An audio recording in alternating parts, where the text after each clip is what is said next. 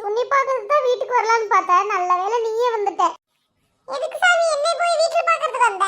நான் என்ன மினிஸ்டரா இல்ல நான் கலெக்டரா? ஓ இங்க தான் இருக்கீங்களா? என்னடா நீயான்னு வந்து ஆளாளுக்கு ஒருத்தர வரீங்க. என்னடா விஷயம் சொல்லுங்க.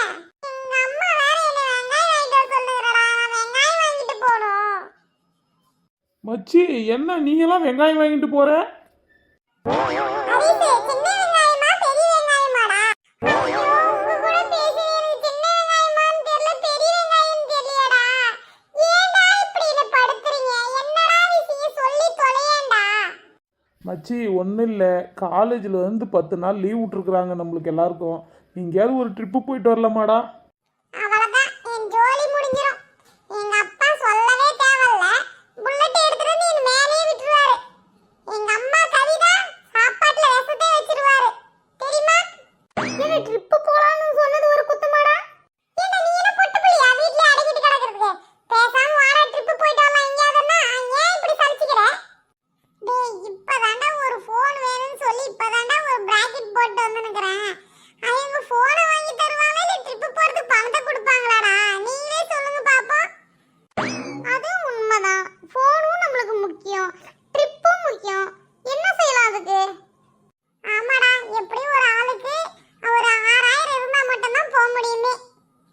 சரி அதெல்லாம் போறதெல்லாம் இருக்கட்டும். ஃபர்ஸ்ட் எங்க போறதுன்னு சொல்லி முடிவு பண்ணீங்களா? மச்சி அரண்மனை 2 எடுத்த படத்துல அந்த அரண்மனை அப்படியே இருக்குதான். நாமளும் போய் பார்த்துட்டு வந்துடலாமா மச்சி?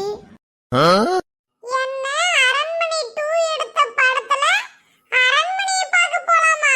அடே அங்கெல்லாம் பேயெல்லாம் தொத்தினுக்குண்டா. திருப்பி அரண்மனை 3 4 வரதுக்கோசரம் அவங்க அப்படியே வச்சிருப்பாங்கடா. அந்த செட் எல்லாம் மாத்தாத.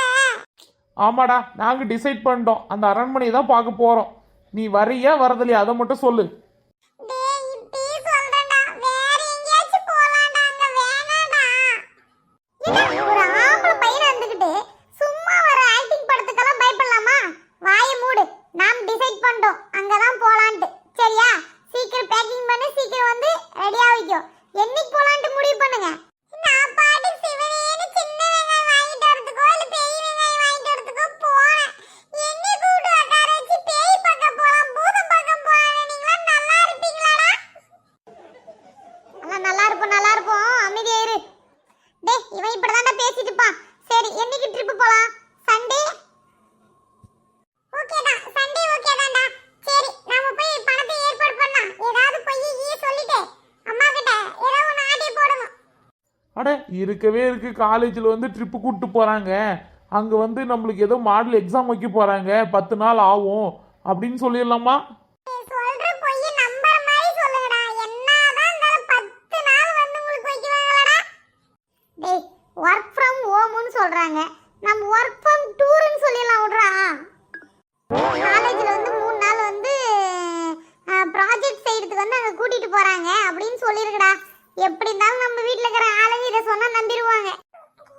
டேய் இப்படி மட்டும் சொல்லாதீங்கடா. இதுல வந்து நாம போய் அங்கெல்லாம் போய் கத்துக்கிட்டு வந்தாக்க சம்பளம் வந்து இன்னும் 30,000 40,000 சேர்த்து வரும்னு சொல்லிருக்காங்க. அதனால அங்க போய் ஆகணும்னு சொல்லுங்க பாருங்க. நம்ம அப்பா அம்மா மாருங்க அப்படியா? சரி கிளம்புன்னு சொல்லிடுவாங்க. டேய் அரிஸ் சூப்பர் ஐடியா கொடுத்தடா. நானும் என்னத்தடா யோசனை பண்றது செய்யறதுன்னு நினைச்சேன். இந்த மாதிரி ப்ராஜெக்ட்னு சொல்லிட்டாச்சுக்கா நம்மளுக்கு அல்வாதான்.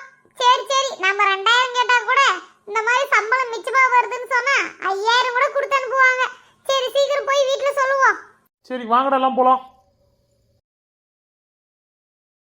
டேய் போய் சின்ன வெங்காயமா பெரிய வெங்காயமா வாங்கிட்டு வீட்டுக்கு போடா.